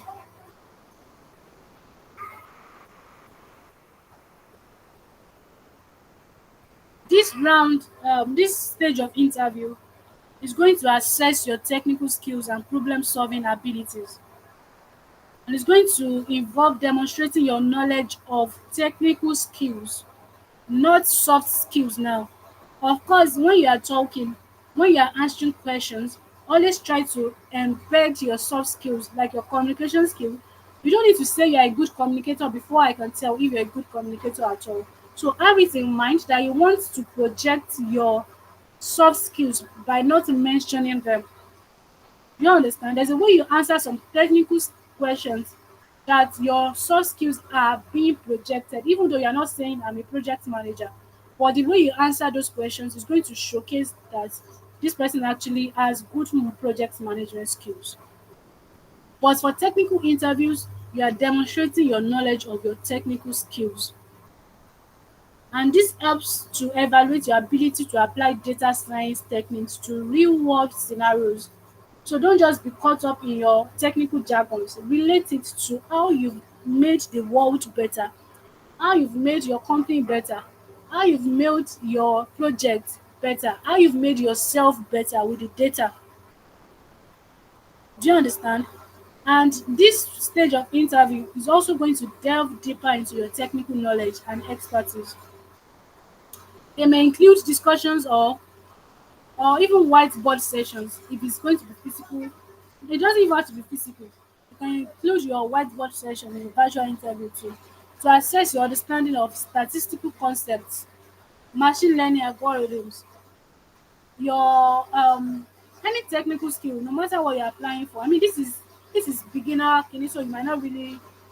This is what you're applying for is a junior stuff. So your Excel skill, your SQL skill, expect for this session, you can also expect questions that test your ability to analyze data, to design experiments, and to optimize models. It might not be the really high end one. Do you understand? So let's move on to the next one, which is the behavioral interview. This round of interview is going to evaluate your soft skills, and behavioral interview is going to evaluate your soft skills, but doesn't mean that your technical skill thank God, does not mean that your technical skill can still not come up. Like you can still not of course you are still going to mention it, because your soft skills question they are going to ask is, let's say, oh, how well did you, or you've encountered a difficult project in the past, how did you come about it? Of course you're going to be mentioning the project. For this part, I think I mentioned that you should use the SWOT, SWAT. I think I mentioned it somewhere. I think we're going to get to that. So it's going to test your soft skills, like your teamwork abilities, your cultural fit within the organization. And that's why you should research the company and know their values, their cultures. So in a way, you don't have to say, "Oh, I know your culture is this," but in a way, there's a way you can speak to it that is the hiring managers understand that you are culturally fit. So behavioral interviews also involve conversations with hiring managers, and apart from hiring managers, for example, the company I work with, they usually use the the stakeholders, or the senior people in the company, senior people that already understand the culture, to conduct the cultural interview. So you can be expecting to speak with stakeholders. You may be asked about your past experiences, also your problem solving approach, also, and how you handle challenging situations. Okay, remember to tailor your preparation to the specific topics and skills commonly assessed in data science interviews. Do you understand? And you can prepare diligently, practice mock interviews, and you can follow common strategy. You should be able to confidently showcase your expertise in both the technical and behavioral rounds. So showcase your expertise. Okay. Um um okay, yeah, I say understand the purpose. Of course, understand you should recognize the goal of the behavioral question is to test how you handle various situations. That's the purpose. How you handle various situations. Research the company. Of course, like I mentioned, definitely research. I'm still talking about how to prepare for behavioral interview. Use the STAR method. Yes, this is what I was looking for. STAR, not SWOT. STAR. Situation, task, action, and result. Situation, you're going to describe the context or background of what you want to speak to. Task, you're going to explain the challenge or task you were faced with. Action, you're going to detail the specific action that you took to address the task or the challenge. The results, you're going to share the outcome of your actions. And you're going to emphasize positive results and lessons learned. Positive results and lessons learned. I think let me just speak a bit to that.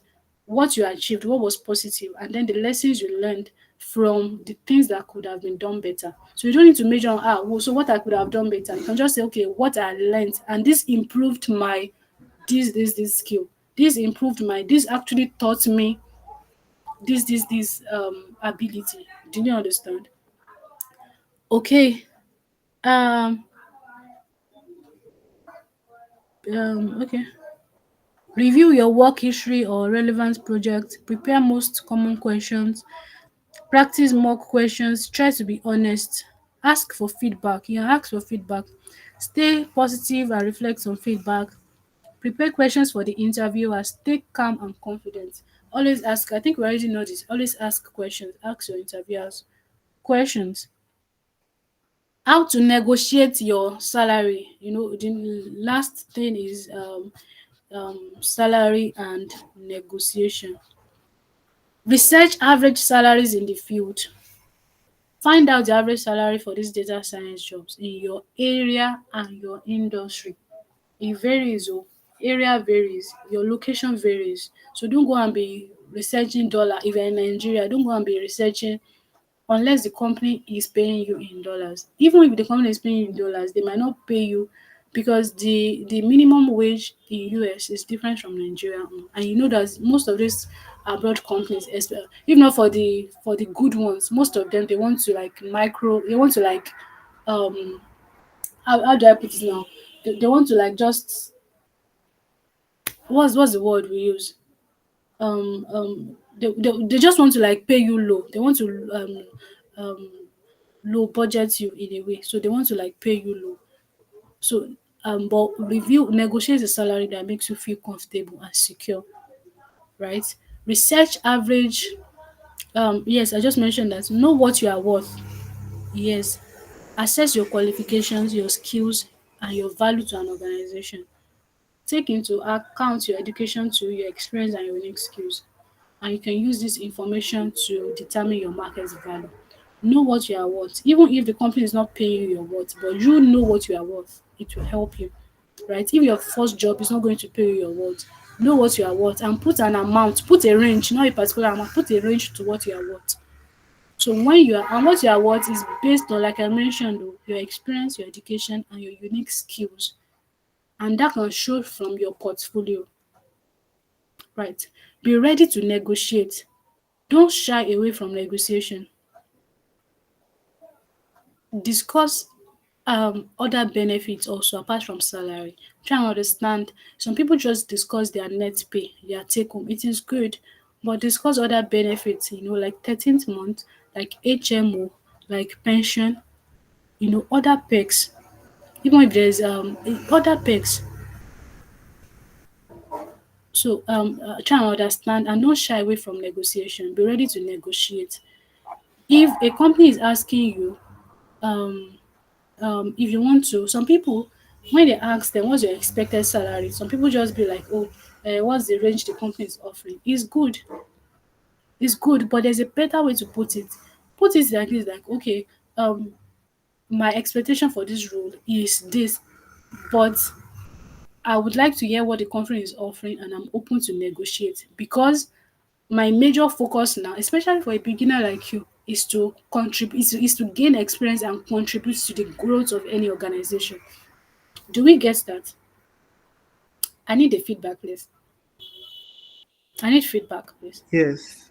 Yes. So please, thank you so much. So please try and don't shy away from it. And when they ask for my expectation, don't try and, because people are very and if it's a recruiter that's asking you for your expectation, you better state it and not ask if the company what the company is offering. Yeah. So the recruiter, see the way it works for a consultant like me, the more you are paid, the more I'm paid. So trust me, if I'm asking for expectation, if you are lowballing yourself, I'm going to, that's the word I was looking for, lowballing. If you are lowballing yourself, I'm going to tell you to better fasten your seatbelts, because I'm not going to work without budget for you. For a consultant, so recognize when a recruiter is reaching out to you and they're saying, "Oh, I have a client." Know that as a consultant, I'm not working directly with that company. And the more you are paid, because we charge based on percentage. The more you are paid, the more I'm paid. So if a recruiter is asking for expectation, try and open up and tell and even ask what is the, after you've said, after you have answered the question, what is the industry standard? What should I work with? That will help you if you're negotiating with an in-house recruiter that might not want you to, get as much as possible. Right. Um, Consider the entire package. Like I mentioned, don't just it's not just about the take home, it's about other factors, other benefits. Is there room for professional development? Professional development, companies paying for career courses is part of the perks.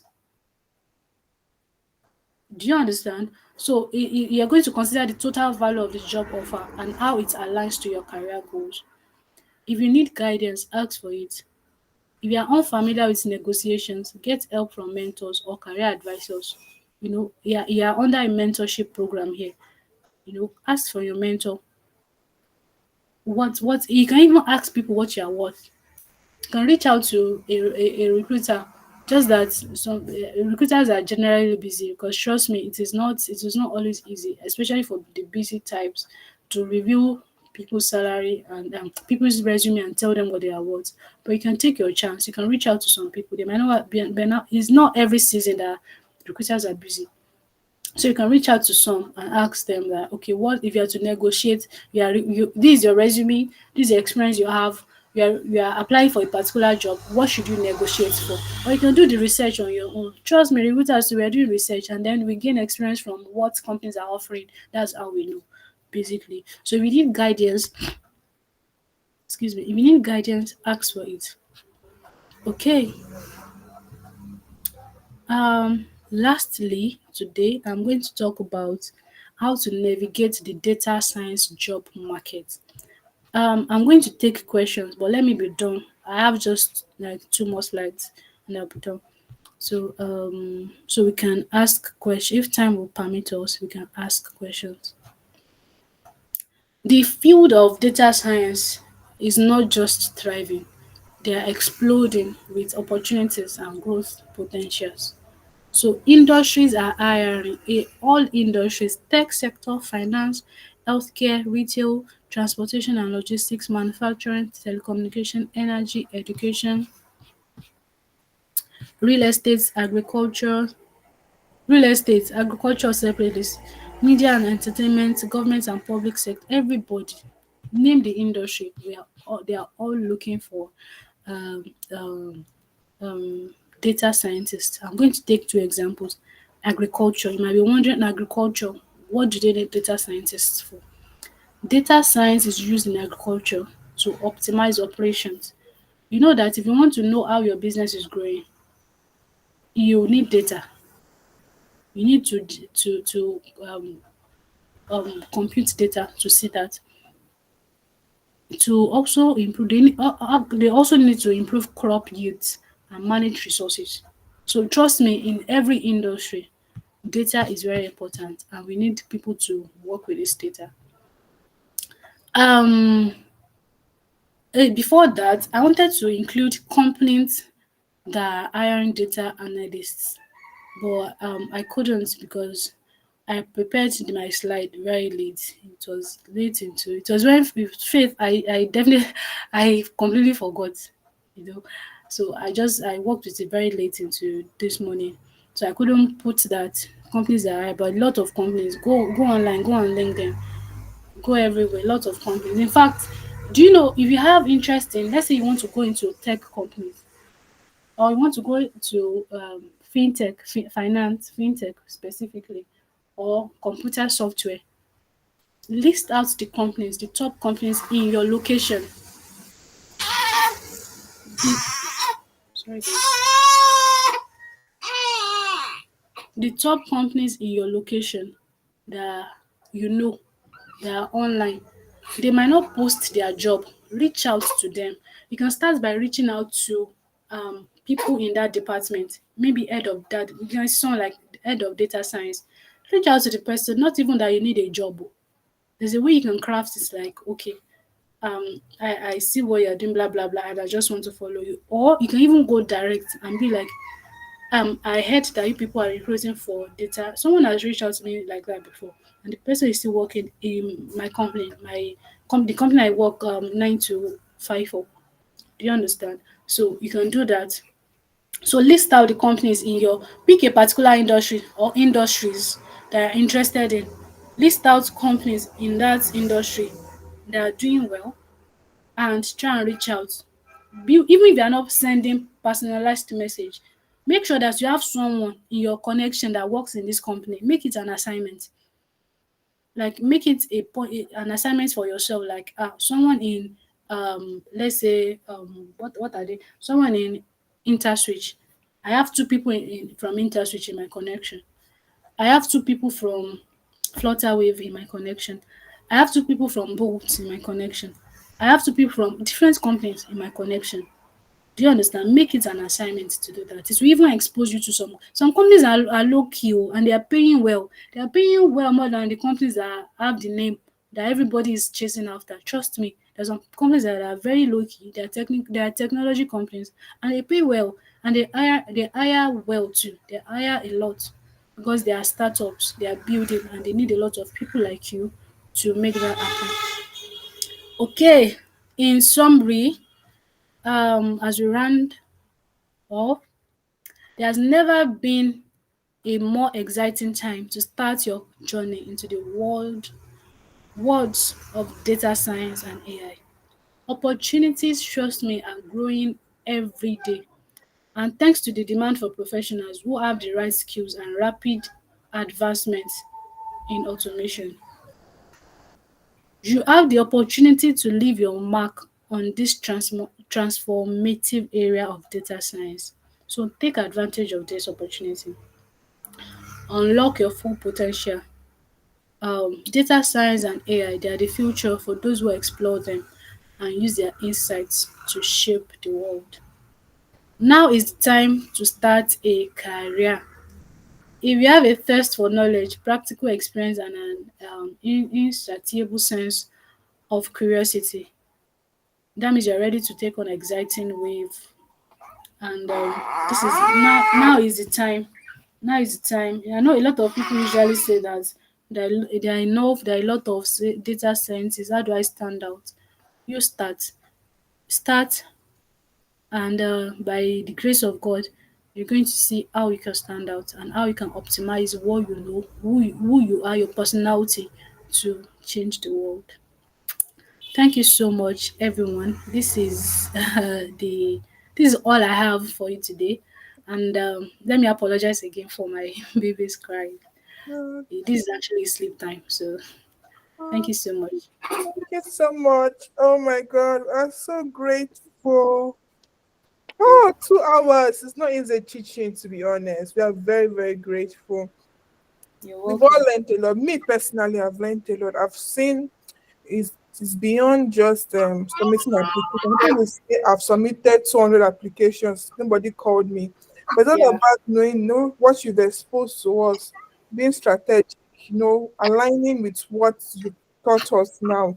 That will not just be applying and miss. We'll be able Mm, to apply with direction. Thank you so much for your time. Can we all unmute and can someone give like a vote of thanks to her? Like I always this they come for free. I don't pay them anything. I reached out to her on LinkedIn. We've had like a prior conversation about a job or something. I was like, oh Yeah. please, we look, and she was like, yes, she would. I know, let someone take their time to appreciate her for her time. Her baby too is there. She's taking care of her child and still taking care of you. Okay, Emmanuel, please go ahead.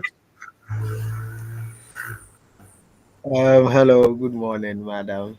Um, I want to say thank you so much on behalf of the class. In fact, you've been a very great blessing unto us, giving us all the tips that is needful. And seems there's one thing that runs through all the teachings that we've done, and that is having an online presence, and you keep on stressing on that. And regardless of everything that had happened, you continually kept giving us more knowledge and insights on things